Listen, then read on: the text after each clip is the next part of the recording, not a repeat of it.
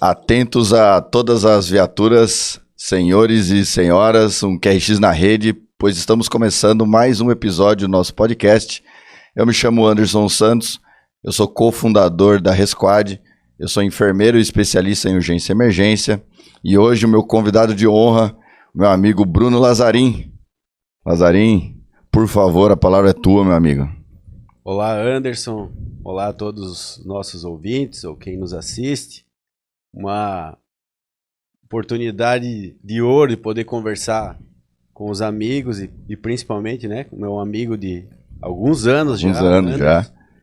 Nas lutas aí do salvamento, do resgate. Uma oportunidade muito legal e desde já agradeço pelo convite. Não, eu que agradeço, até porque assim, eu sempre comento, nós temos basicamente a maior comunidade de APH e maior comunidade de salvamento da América Latina, né? Até porque o Brasil é gigantesco.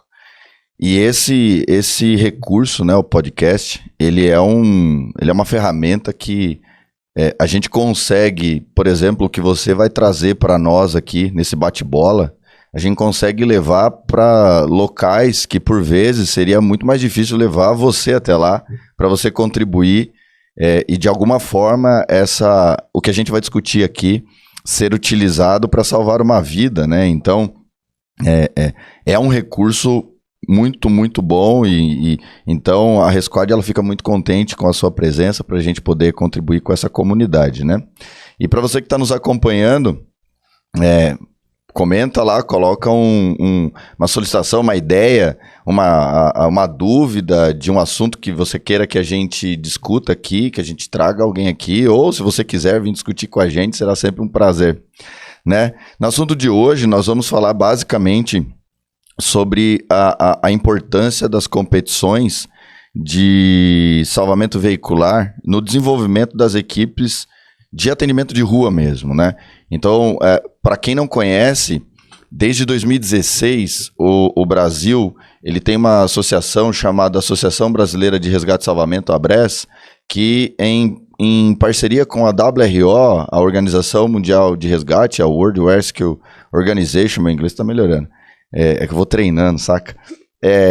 Promove desafios e competições de maneira a estimular as boas práticas de atendimento com o objetivo da gente diminuir as mortes evitáveis, as mortes pelo sinistro de trânsito que mata mais de 40 mil brasileiros todos os anos, né? Basicamente 13 minutos aí, a cada 13 minutos um brasileiro perde a vida aqui no nosso país. Bom, Lazarim, pra gente dar início, até para quem está nos assistindo, nos acompanhando, nos ouvindo, fala um pouco sobre você. Quem é o Bruno Lazarim? Bom, Anderson, pergunta complexa, consegui resumir, mas eu atualmente sou bombeiro militar no estado de Santa Catarina. Eu ingressei na corporação, no Corpo de Bombeiros Militar, no ano de 2006, como soldado. E permaneci na tropa operacional até o ano de 2012, fui promovido a cabo e na sequência tive a satisfação de passar no concurso público para o curso de formação de oficiais. Nesses quase 17 anos, atuo na corporação desde 2014, depois de um convite do Coronel Losso, hoje Coronel Losso, que era o coordenador da atividade de resgate veicular. Eu passo a integrar as equipes de instrução e a minha carreira no resgate veicular começa. Alguns pontos me trouxeram para a corporação, para ser um militar, e o sinistro de trânsito, o resgate veicular, ele acabou fazendo parte de uma forma triste na nossa família, pois eu perdi 3 familiares, né? Eu perdi 2 tios e um primo em sinistros de trânsito, 2 em acidentes de veículo, preso às ferragens, óbito já na hora, e um primo que acabou falecendo numa queda de motocicleta, com uma hemorragia interna, não foi triado da forma adequada. Identificado de maneira rápida. Foi identificado, exatamente, e acabou falecendo no local. E foram alguns pontos que me motivaram a entrar na corporação. E a minha história, basicamente, com o resgate e aproximação direta Ela começa no ano de 2007, quando, com um ano de formação, eu estive nas guarnições que participaram do primeiro atendimento ao acidente em Descanso, que acabou vitimando 27 pessoas, foram 90 feridos na cena, e 5 bombeiros nossos faleceram no atendimento. Então, nós somos algumas das primeiras equipes a chegarem até o local. Essa ocorrência é aquela que estava atendendo numa serra e veio uma carreta sem freio e acabou atingindo toda a equipe? Isso mesmo, Anderson. O bombeiro fazia o atendimento com algumas guarnições locais.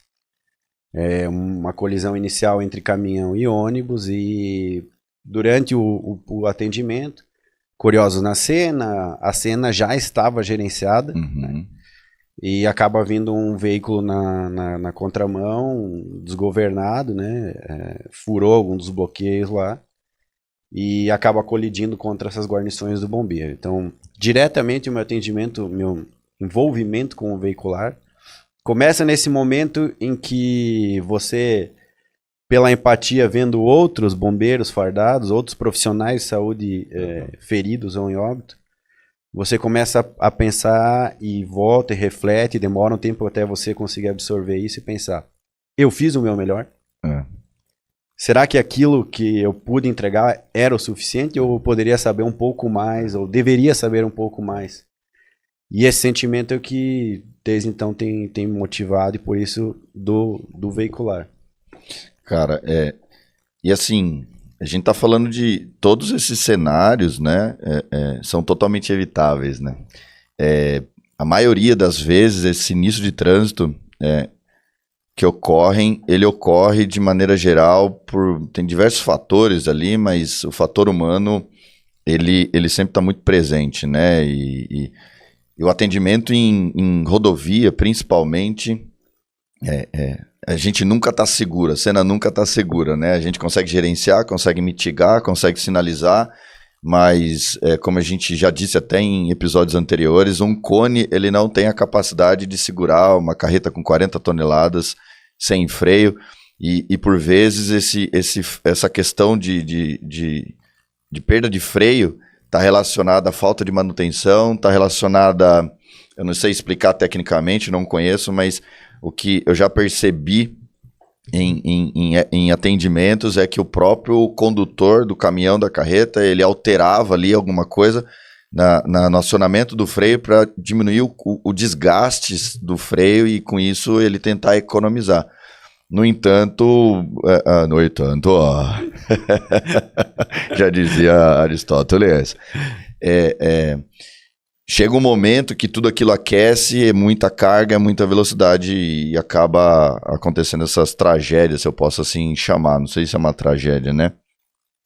E perder companheiros, né, de profissão é sempre muito impactante, né? É impactante ver as pessoas morrerem tão cedo, principalmente o jovem, né? A gente chega lá no atendimento, é alguém de 20 anos, alguém de 30, 40, e você sempre fica pensando, puta, podia ser meu irmão, podia ser eu, né?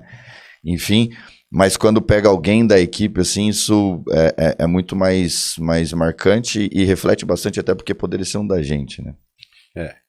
Esse ponto, Anderson, talvez seja um que para os profissionais de salvamento isso já acaba não sendo comum, mas a gente acaba tendo que lidar com a morte de uma forma um pouco mais afastada, porque se você acaba levando e somatizando tudo aquilo, você não consegue ser um profissional de resgate, de salvamento, você não consegue ser um bombeiro, você precisa ter essa forma de entender aquilo como algo que eu fiz o que eu podia em relação à ocorrência, mas às vezes ela não chega num local, num ponto em que eu gostaria que chegasse. O fator de ter um colega ferido em atendimento, qualquer que seja, ele traz ainda uma reflexão do ponto que eu penso, poderia ser eu. Poderia ser eu. E como você já trouxe o tema, né, à tona no início do podcast, os treinamentos e o envolvimento com competição fazem com que esse espírito ele fique permanentemente na nossa cabeça de entender o seguinte: talvez no momento, no dia de hoje em que eu estou de plantão, eu sou o responsável por salvar alguém, mas amanhã, quando eu estiver indo para casa, posso ser eu a ser salvo por alguém da minha guarnição. E aí eu começo a pensar, na minha guarnição nós treinamos, tudo bem, estão todos prontos. A guarnição que entra para o atendimento, eu estou contribuindo para que eles também consigam treinar?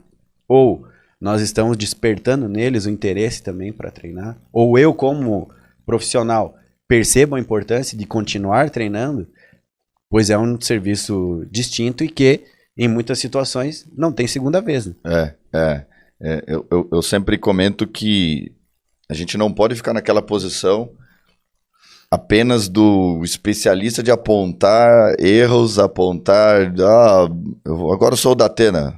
O Latino, não dá. A gente tem que, de alguma forma, assumir a responsabilidade da nossa contribuição dentro da equipe, a nossa responsabilidade social para tentar, de alguma forma, contribuir para diminuir esse cenário.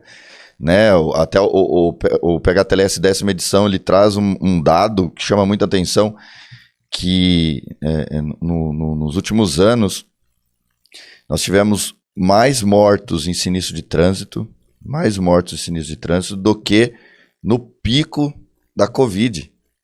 No pico da Covid. É óbvio, né? Sem fazer comparações de como foi tratado o contexto da Covid, até porque naquela época ninguém sabia atender aquilo, lidar com aquilo, mas entenda, morre muita gente.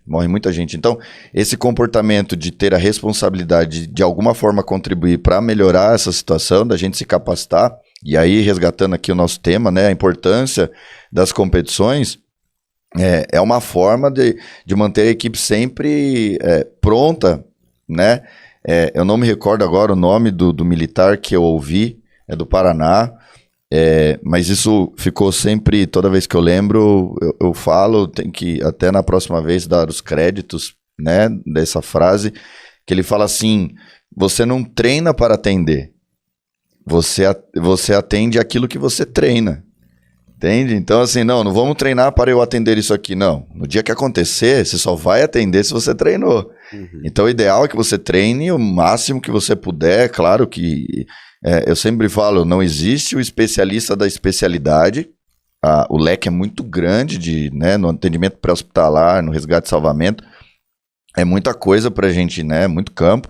Mas, de maneira geral, a gente tem que, de alguma forma, para vários assuntos, a gente conseguir, quando for necessário, dar o primeiro combate, a primeira ação.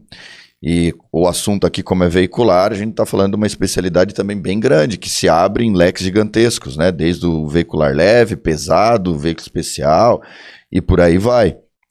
Então, para a gente aproveitar aqui essa construção do nosso raciocínio, aonde que você acredita que essas competições, como eu mencionei, a BRES, ela realiza desde 2016 no Brasil, né? Nós tivemos até o Mundial em Curitiba, vieram vários países aqui. De que forma que você acredita que essas competições, ela contribui, e se de fato você acha que contribui com o desenvolvimento das equipes lá da ponta? Porque quando a gente olha para essas competições, e para quem não conhece, tem a competição de veicular, de salvamento veicular, e a competição de trauma, né? As mais utilizadas, né? Existem outras também, mas no Brasil, basicamente, são essas duas. De que forma que eles podem fazer isso? Porque quando a gente olha para a competição, a gente tem um modelo que, de maneira geral, ela foge um pouquinho da nossa realidade, de número de integrantes, às vezes até equipamento, métodos, formas de atendimento. Então, você acredita que essas competições, de fato, ela contribui para lá na ponta, o cara que está lá na hora do sanhaço ali, melhorar o atendimento, a assistência dele ao paciente ali que foi vítima de sinistro de trânsito? Anderson, eu vou ser o mais sincero possível contigo e com quem está nos assistindo. No início, quando fomos convidados em 2016 para a participação via Corpo de Bombeiros Militar de Santa Catarina, no primeiro desafio nacional de resgate veicular, eu entendia que existia muita teatralidade. Eu não conseguia entender de que forma um protocolo internacional com 6 integrantes, raridade absoluta nas nossas guarnições, exceto em cidades maiores. Falo de realidade não só de Santa Catarina, mas realidade do Brasil. Nacional. De diminuição drástica de efetivo, de dificuldade de acesso a equipamentos. Mas hoje, exposto a essa dinâmica há 7 anos, eu não tenho outra resposta que não seja: ela muda drasticamente a qualidade e incrementa demais, de forma positiva, o bombeiro ou o profissional de salvamento que está envolvido nela. Por quê? Eu percebo, Anderson, que nós, profissionais de salvamento, do APH, do veicular, de qualquer área que seja, somos formados para tomarmos decisão em tempo de crise. Com pouco tempo. Às vezes algo inimaginável ainda na nossa carreira. No processo de tomada de decisão, isso é a academia quem fala, existem 2 formas de você ancorar a tua decisão. A primeira delas é com elementos racionais, que aí nisso tudo entram cursos, treinamentos, workshop, as formações diversas, o estudo propriamente dito, a teoria. E existe do outro lado o elemento intuitivo, que é carregado por experiências, vivências, ocorrências, que na hora da nossa decisão vão fazer com que eu tenha mais sucesso ou menos sucesso de acordo com essa bagagem que eu trago. Quando eu me ajoelho, vou começar a fazer um APH, o trabalho entre cérebro e mãos, ele tem que ser automático. E essa automatização do processo, quase que fosse um processo mecânico, ela vem do treinamento. Em alguns momentos, salvo raras exceções do tipo emergência com produtos perigosos, que eu tenho um tempo para abrir um manual da Biquim, nos demais, eu não tenho esse tempo. E são segundos que fazem a diferença. Quando se traz para um modelo de competição com guias internacionais validadas por associações muito consolidadas também em termos de teoria, de experiência. Os especialistas, né? Exatamente. Quando eu trago tudo isso para dentro de uma ficha de avaliação e exponho bombeiros ou profissionais de saúde a treinamentos em centenas de horas, não existe como dizer que esse profissional não será diferente na ponta. E eu falo principalmente em relação ao Bombeiro Militar de Santa Catarina, em que isso faz parte da nossa doutrina operacional. Nós não queremos equipes campeãs. Nós queremos bombeiros campeões, que consigam resolver ocorrências e salvar vidas. E essa visão, no início ela sofreu um pouco, porque o aspecto competitivo, ele tem algumas coisas de rivalidade, ele tem aquele sentimento humano, né? De não querer ser o último. E em alguns momentos, não só em Santa Catarina, mas no Brasil, nós tivemos uma majoração de aspectos só voltados para a competição, em que, por exemplo, eu junto 6 profissionais, que são referências, que são instrutores, para montar um super time, e ele é o time dos sonhos, que ele vai lá atender. Só que qual é o modelo certo, o modelo preconizado pela WRO, disseminado pela Brese e que acontece nos estados? O profissional exposto no treinamento, que participa da competição, hoje está dentro de um caminhão, está dentro de uma ambulância. E esse profissional, além de ser a referência dentro da sua prontidão, dentro da sua guarnição, ele é a referência no atendimento. Portanto, esse critério, esses aspectos de competição, eles trouxeram tantos benefícios para nós que não conseguem ser mensuráveis nesse ponto, porque há uma percepção, é muito empírico ainda, né? Não é científica ainda essa observação total em números. Porém, no dia a dia, para quem já trabalhou com profissionais, entusiastas e competidores, a percepção é totalmente outra. E aqui eu já posso trazer alguns exemplos, principalmente do estado de Santa Catarina, que não deve ser diferente nos outros estados. Nós temos equipes em Santa Catarina, militares e voluntárias, que são referência hoje internacional também, mas que os seus profissionais, onde estão, são grandes tomadores de decisão e resolvedores de problemas na guarnição, no atendimento de rua. Querendo ou não competir, porque isso ficou com ele.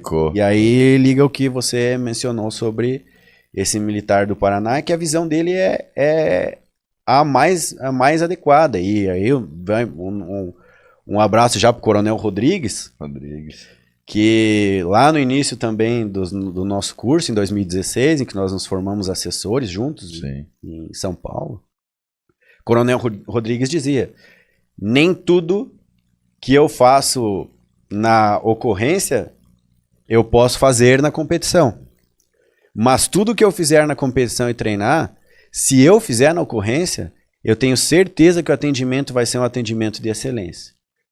Com dificuldades de efetivo? Lógico. Com limitações de equipamentos, ferramentas, acessórios? Também. Mas quando eu consigo entender que o ideal são 6 e passo a perceber um ponto que as equipes trouxeram e as competições também, que é algo que nós não falávamos até então, que se chama tática, tática no salvamento, o ganho é muito grande. E as guarnições dos locais em que o elemento competição está mais presente, com certeza fazem a diferença na vida das pessoas. Eu arrisco a dizer, né, e eu senti muito isso ali nesse período de 2016. Eu dava plantão numa concessionária que administra a rodovia ali, Rodoanel Oeste, em São Paulo, Castelo Branco, e eu coordenava um serviço de uma rodovia que administra a rodovia que liga São José dos Campos com o litoral norte ali de São Paulo, né? E de maneira que a gente foi praticando cada vez mais esse formato, esse modelo, a gente começou a identificar que, apesar de atuar no número reduzido de pessoas, seguindo aquela formação de 3 áreas, comando, técnica e APH, a ocorrência se tornou mais segura. Essa foi a minha primeira percepção. Mais segura para nós, mais segura para a vítima, para os transeuntes, que é quem estava ali trafegando na rodovia.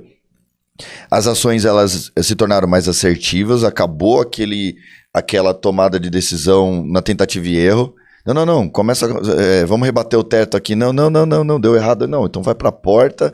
E quando tinha alguma coisa errada no processo, o paciente tinha ali um declínio hemodinâmico, neurológico, ventilatório que fosse, que a gente tinha que mudar a decisão de uma extração que até então seria controlada por uma extração imediata, a gente não tinha um plano definido. Ou quando algo dava errado, um início de incêndio durante o atendimento do paciente encarcerado tipo físico 2, a gente não tinha um plano. A gente tinha o extintor, o cabo, a bateria desativada, mas a gente não tinha um plano de extração, uma rota de extração pronta. Então, essa foi a minha primeira percepção. Dentro disso, eu arrisco a dizer que hoje é a melhor plataforma de ensino-aprendizagem para profissionais de resgate e salvamento. Acredito que a gente tem que encontrar uma forma, até por a gente ter essa responsabilidade da gente contribuir com toda a comunidade de profissionais, mas isso tem que extrapolar para outras áreas nesse mesmo molde, né? Como vertical também já tem, mas eu acho que tinha que ser também nesse formato que chegasse principalmente nas equipes lá da ponta. Então, de novo, eu entendo que a plataforma que traz num simulado realístico é a melhor para ensino-aprendizado, até no sentido dos tempos. Sim, né? Com certeza. Quando você coloca ali 10 minutos, 20 minutos, 30 minutos, o cara entra quando termina, mas já? Sim, e fazendo as coisas num tempo limitado, mas da forma adequada. Sem atropelo. Não atropelando o atendimento.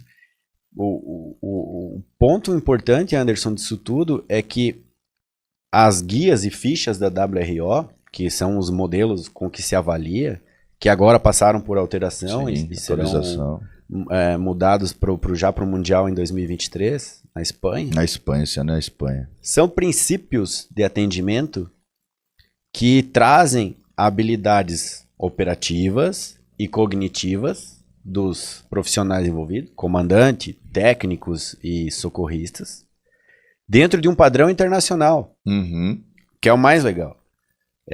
Não existe uma forma hoje de que uma determinada corporação fique, né, organização alijada do processo e ela não consiga perceber que o seu formato é o mais adequado de avaliação. Ninguém mais precisa inventar a roda. Você consegue ter a sua estrutura, a sua guarnição, a sua equipe atualizada com base em preceitos internacionais. E o fato que é talvez um ponto que ouvindo é difícil de entender, mas na prática a gente sabe como é. Ser avaliado é algo totalmente distinto do que atender uma ocorrência. Nós temos as guarnições, fazem o atendimento e a gente costuma dizer isso, né? Ninguém mais fica preso em ferragem. As ferramentas elas são tão boas hoje em dia que ninguém mais fica preso. Não existe mais incêndio que não é controlado. Tem água, tem caminhão. Agora, será que eu estou fazendo aquilo da melhor forma possível? É o melhor para a vítima? E quando eu passo a ser avaliado por profissionais que estudam, que buscam se atualizar também, que são instrutores, que estão atendendo ocorrências e que estão vendo de um outro ponto de vista, eu passo a perceber que alguns procedimentos que eu erro na competição, eu estou replicando na rua. Dentre eles, insegurança na hora de fazer um gerenciamento de riscos, atropelando a fase de estabilização veicular, fazendo um acesso de forma ainda insegura, precário, fazendo operações de desencarceramento, utilizando ferramentas próximo da vítima sem proteção, coisas que acontecem, mas que quem vai nos avaliar? Se eu não tiver um comandante local dentro da guarnição ou aquela minha autoconscientização de ver assim, ó, onde eu errei no atendimento. Ali no debriefing, né, final ali, né? Exatamente, que é o que às vezes nos falha, né, nesse processo todo, né? Nos falha ter uma presença de alguém dentro da guarnição, assim, nesse ponto, mas eu acho que talvez o que mais muda em relação à competição, principalmente no que nós conversamos e conhecemos das equipes de todos os estados que já têm participado, principalmente aquelas mais experientes. O maior avaliador deles chama-se espelho. Quando eles olham para o espelho e conseguem enxergar, depois de um debriefing, recebendo uma ficha, sabendo o local, o ponto em que eles erraram. Esse é talvez o principal ponto, porque não é à toa que nós não somos chamados de avaliadores. Nós não avaliamos ninguém em competição. Nós somos chamados de assessores, porque o nosso papel é assessorar o crescimento da equipe. As equipes elas já sabem o que fazer. Elas já atendem ocorrência. O que nós fazemos é dar orientações, é assessorar para que alguns pontos eles acabem visualizando, verificando de uma forma um pouco mais cuidadosa, cautelosa, com segurança. A gente sabe que o tempo atropela e nisso, às vezes, na fase final das manobras, há uma tendência nisso, né?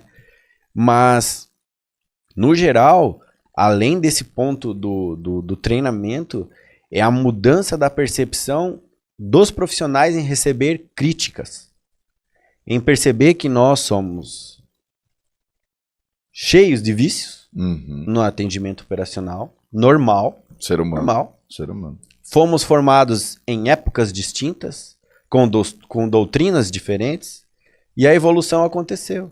Mas nem sempre nós estamos preparados a receber crítica, né, que normalmente é positiva. Ninguém vai lá para falar algo que não viu, que não existiu. É tudo com um ponto de vista de essa equipe ela vai sair daqui de uma determinada competição e amanhã ela estará tripulando viaturas e fazendo atendimento de rua. Esse é talvez um dos maiores ganhos que se tenha da plataforma. Esse modelo Eu também, quando tenho oportunidade, eu menciono, né? E sempre, quando posso, eu tento estimular a galera. Cara, você tem que participar, vai lá, se inscreve. Não, mas não, tem que ir, cara.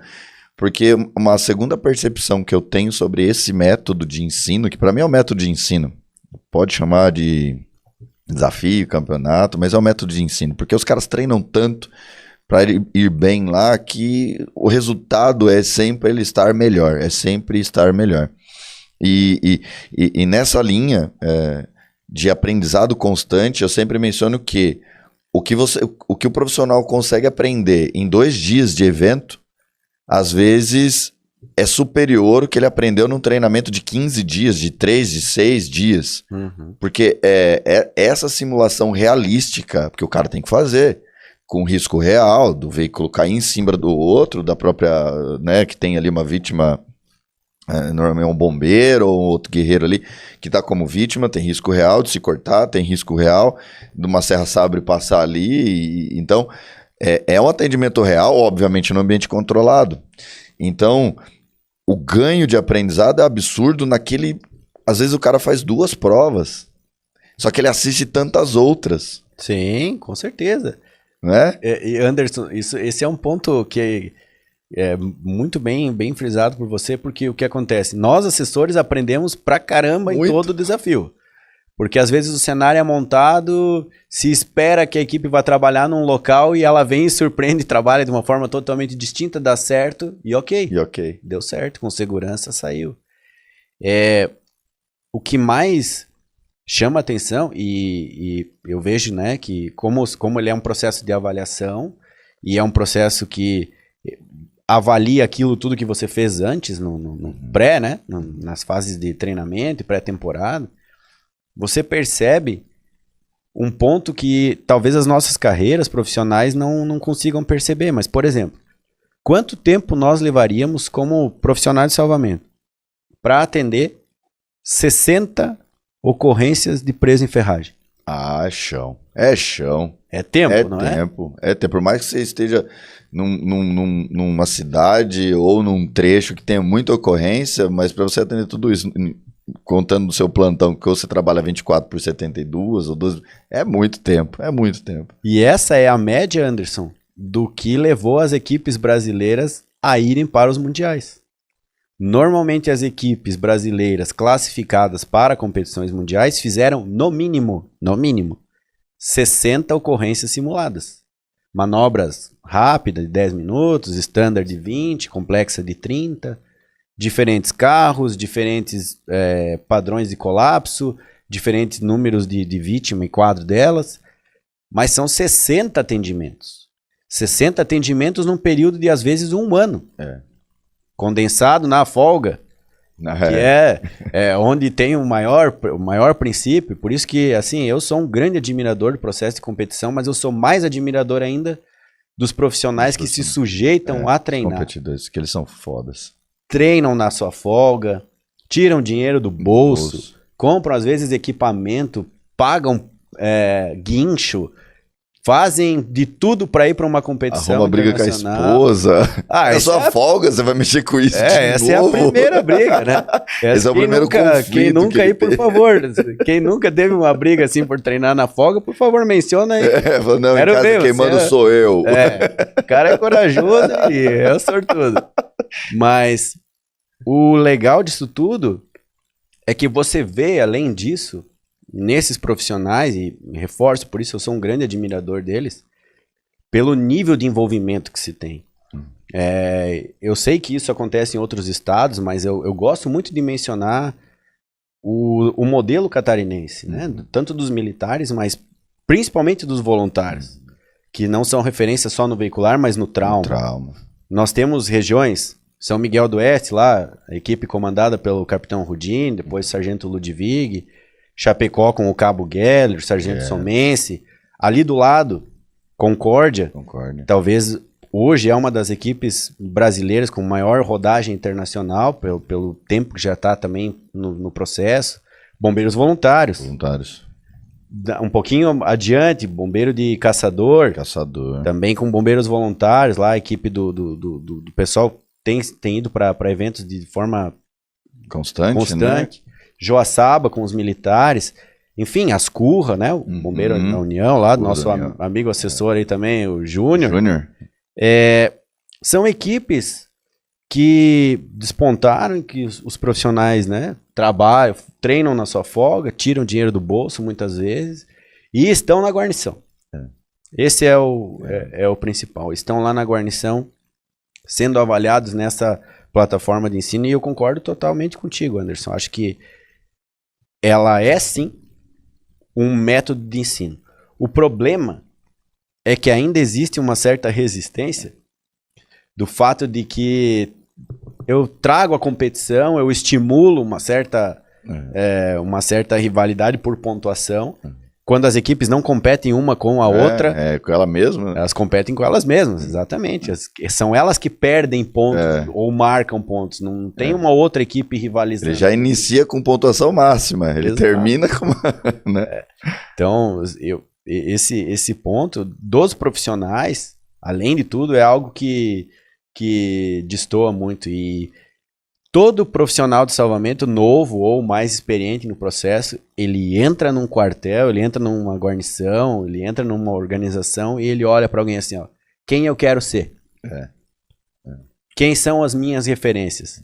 E o legal de você ver nas equipes, SAMU, concessionária, bombeiro militar, bombeiro voluntário, todas as organizações, esse pessoal das equipes é referência.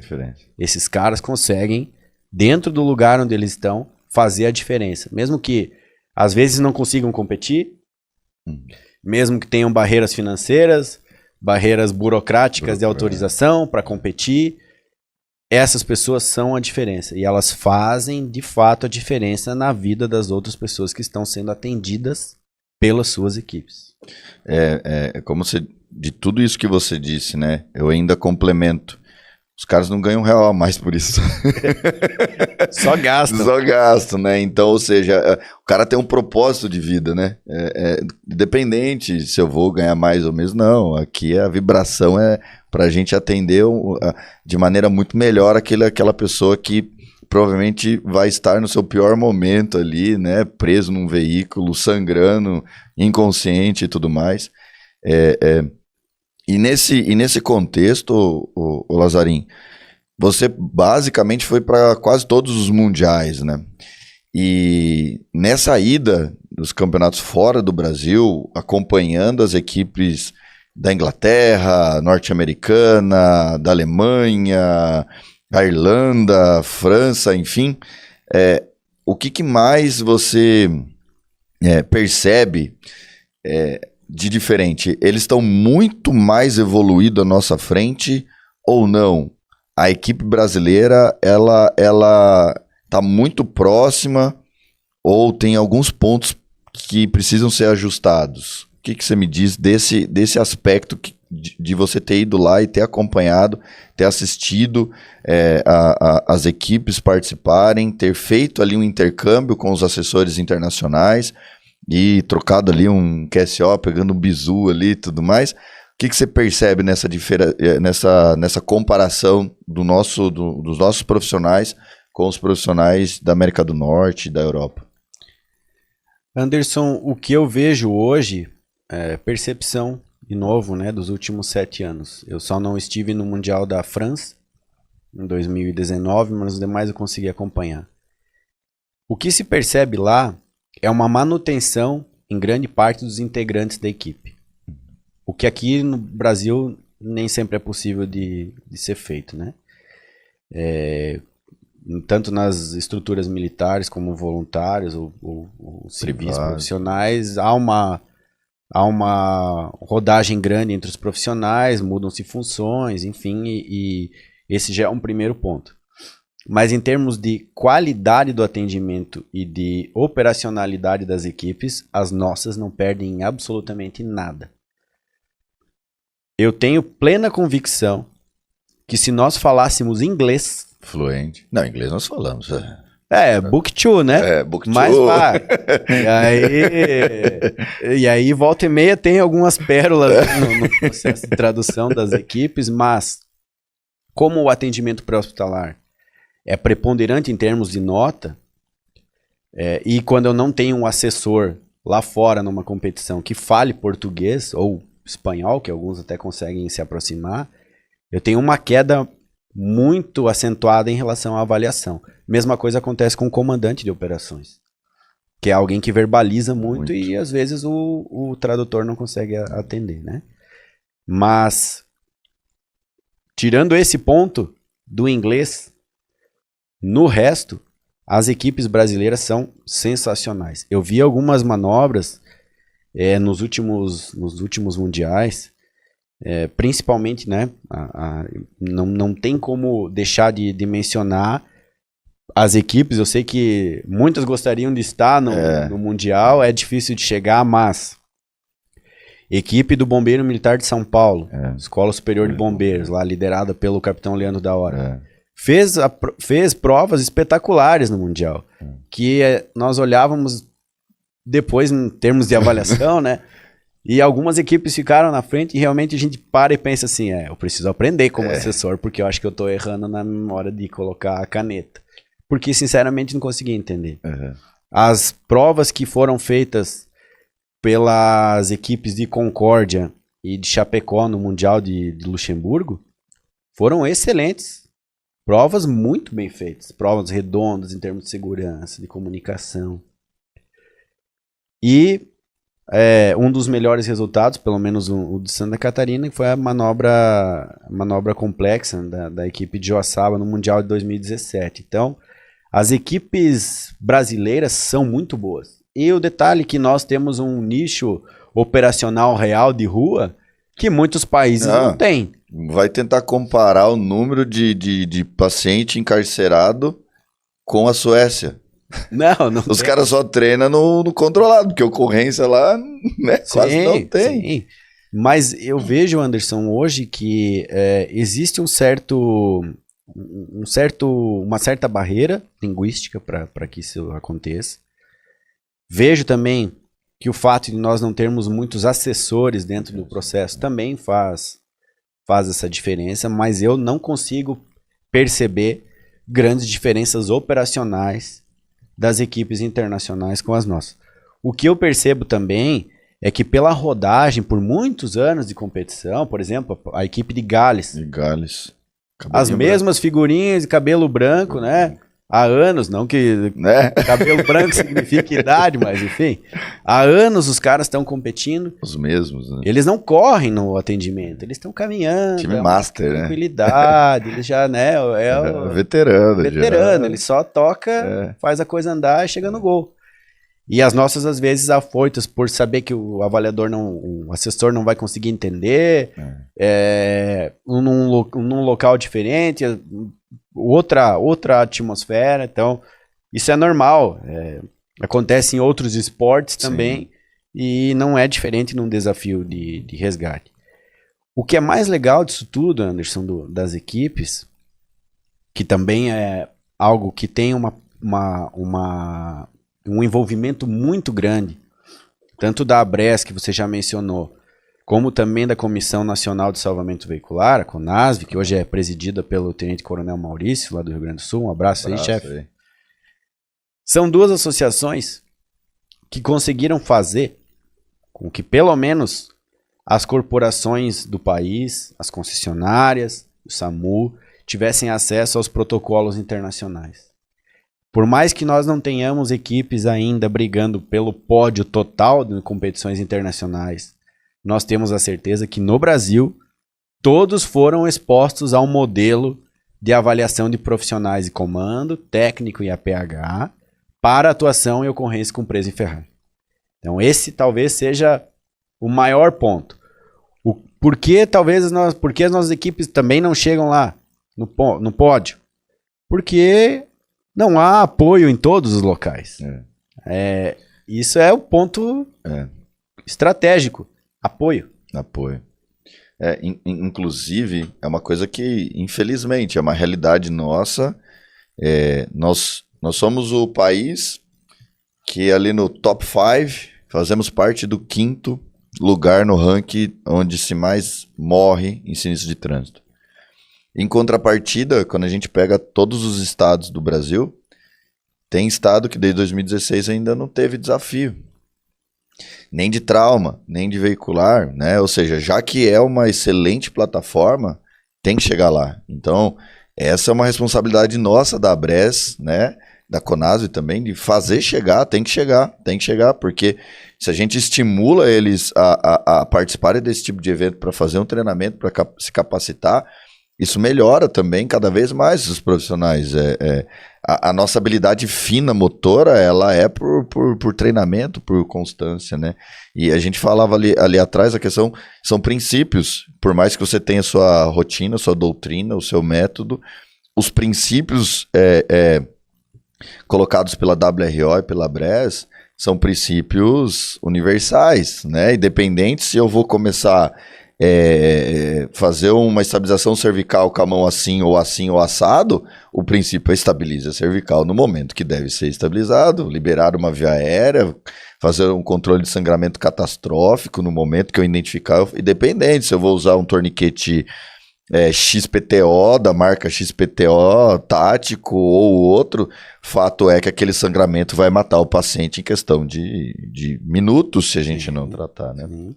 Então, Anderson, permitir nesse ponto que eu frisou sobre chegar, nós temos uma dificuldade, além de tudo, que é a logística no país, né? E foi um outro legado que as equipes trouxeram, de debater cenários em cima das mesas, com utilização de miniaturas, de maquetes, de simuladores. Hoje circulam em todos os grupos, principalmente aí de WhatsApp, imagens do pessoal não tem condições de ter sucata, não tem uma empilhadeira para montar cenários, mas vai lá, assalta a caixinha do filho com 2 Hot Wheels, leva para o quartel e monta cenários, e ali debate, porque é algo que a gente tem que comentar. Sim. Desencarceramento, né, a parte do corte mesmo, é uma etapa. É uma etapa. Todas as demais eu consigo debater, eu consigo treinar e consigo desenvolver num ambiente controlado com a minha equipe, né? Mas, sobretudo, hoje a minha percepção em relação a desafios é que nós temos uma barreira grande interna a ser vencida dentro da nossa própria cabeça, como profissionais, aqueles que ainda não conseguiram perceber a importância da competição, porque, diferentemente de um treinamento ou de um curso que eu faço na área de salvamento veicular, a competição ela traz a parte mais operativa mesmo, ela traz a simulação do que eu vou fazer na rua. Nos cursos a gente não tem isso muito, tem um ou outro simulado durante o curso e aquilo acaba e eu vou fazer o atendimento de rua. Eu deixo de ter esse apontamento direto com cenários simulados. E aí, claro, expõe todas as outras fragilidades de recurso, de conseguir sucata, enfim, os problemas que a gente tem no país todo. Então, para você que está nos acompanhando, acessa lá nossas redes sociais, @resquadbr, acompanha a gente, comenta lá, ajuda a contribuir aí, compartilha esse canal aí com um colega, porque aqui a gente discute muito assunto que tem um equilíbrio teórico-prático, né? Não é só um lado da teoria, também não é só o lado da prática, é um equilíbrio ali. E mais do que isso, a gente consegue aqui ir ajustando o que a teoria, que na sua grande maioria são são internacionais, num contexto diferente do nosso país, a gente consegue aqui ir ajustando isso de maneira que seja aplicado no nosso país. Então, para a gente encerrar o nosso episódio, para quem está nos acompanhando aqui, gostaria de ouvir de você, fazer aí uma dica, deixar uma menção, enfim, para quem está nos acompanhando. Para quem... Lazarim foi muito breve, um cara meio... Eu sempre falo isso para ele, tem uma humildade intelectual muito grande, porque vai conversando com o Lazarim, vai descobrindo que o cara tem de conhecimento conforme vai falando. Então, hoje, você é uma das maiores referências, uma das maiores autoridades da parte de resgate e salvamento do Brasil, né? Então, quem está nos assistindo aqui hoje teve uma das maiores aulas com uma das maiores autoridades do país sobre o assunto. Então, para a gente finalizar, deixa uma palavrinha aí para esses guerreiros aí que estão nessa luta com a gente do APH e salvamento. Ô Anderson, eu agradeço, fico muito feliz pelo convite, pelas palavras. Se nós começamos a aparecer como referência, foi graças às pessoas que nos apoiaram desde o início, né? E nós temos grandes líderes e grandes referências no país. Eu não ousaria aqui citar todos os nomes, mas eu devolvo isso, Anderson, porque você é um profissional do APH que é uma referência também no atendimento, pelo que fez nas concessionárias, no seu atendimento de rua, na enfermagem de emergência mesmo, lá no asfalto, né? E é muito bom, e eu mesma coisa, eu sempre aprendo muito do APH, eu gosto de assessorar nos eventos contigo, porque eu tenho claro que isso para mim é um dos pontos mais fracos que eu tenho, que é o do atendimento pré-hospitalar, por isso eu tenho nos últimos anos tentado desenvolver isso, né? Mas fica muito fácil trabalhar quando se tem várias referências no país, né? E eu não poderia deixar de citar uma delas, Coronel Carlos Roberto Rodrigues, foi o senhor errou o nome. Tenente. Coronel Major Rodrigues, que ficou conhecido por tantos anos como Major Rodrigues, mas que eu tive o prazer de conhecer em 2014 ainda como aspirante, de lá para cá trabalhar com ele. E não poderia deixar de mencionar também Coronel Losso e Major Bruno, que foram os profissionais de Santa Catarina que abriram as portas para que eu pudesse fazer parte da coordenadoria. Então, graças às oportunidades é que a gente conseguiu se desenvolver e estamos aí na luta, né, para continuar trabalhando. Ardo ela. Eu, Anderson, tenho como dos meus maiores ídolos Ayrton Senna. Ayrton Senna. Por tudo que fez, foi e continua sendo para todos nós. Uma pessoa determinada demais. E uma das passagens dele em que ele fala que no que diz respeito ao empenho, ao compromisso, ao envolvimento, à dedicação, não tem meio termo. Ou você faz bem feito, ou você não faz. E no que se trata do nosso atendimento, do salvamento veicular, do atendimento pré-hospitalar, do combate a incêndio, do PP, de todas as áreas operacionais, não entendo aqui, pessoal, de forma pejorativa o trabalho, tá?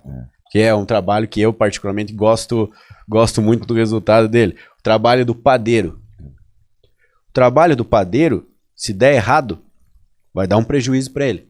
Ele vai queimar a fornada, vai jogar fora e vai fazer uma nova massa. O nosso trabalho não tem isso.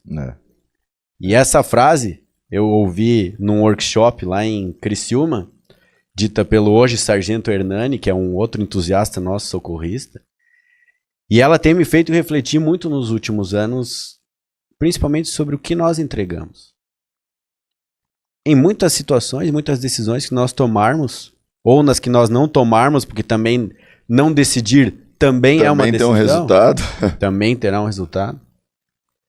Eu preciso estar preparado e fazer as coisas de maneira bem feita. Então, nós que trabalhamos no atendimento de pessoas que estamos na barreira, podendo fazer a diferença entre a vida ou a morte de alguém, entre o salvamento da casa pegando fogo de alguém que demorou 70 anos para conseguir o único bem que tem, não tem meio termo. Ou você faz bem feito, ou você não faz.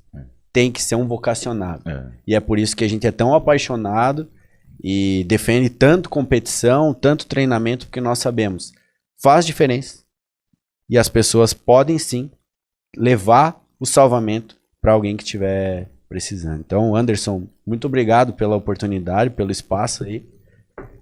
Fico à disposição no que a Resquad precisar. Tenho em mim também um apoiador, porque Nós não conseguimos mudar o cenário de fazer com que não existam mais acidentes, mas nós conseguimos ofertar um atendimento de qualidade. Isso é o que nos compete e a gente tem que fazer. É isso aí, é isso aí. Obrigado por estar aqui, dar essa aula. Sempre aprendo muito com você. E eu sempre menciono, né, o nosso propósito, o propósito da Resquad, ela conecta com o propósito de todos os profissionais que atuam no pré-hospitalar. Porque quem atua no pré-hospitalar, no resgate e salvamento, é porque amo, né? Tem um propósito que está muito acima de qualquer outra questão financeira, status social, o que faz ali, né? E o nosso propósito é para que os outros possam viver, né? Então isso é muito forte porque a gente sempre buscará fazer sempre o melhor, né? Para essas pessoas que de algum momento, se precisar da gente, a gente deverá estar prontas. Então agradeço a você que nos acompanha, você que vem nos acompanhando. Encerramos mais um episódio do nosso podcast QRX na Rede, com a ilustre presença do Bruno Lazarim, Tenente Lazarim. No meu contato tá Tenente Lazarim, Tenente, tá lá, Capitão Tenente Lazarim. Então obrigado mais uma vez e com certeza terá outros episódios, porque tem muita coisa que a gente consegue discutir aqui e contribuir com essa comunidade imensa de profissionais aí da PH e Resgate e Salvamento. Então, meu muito obrigado a vocês e até a próxima.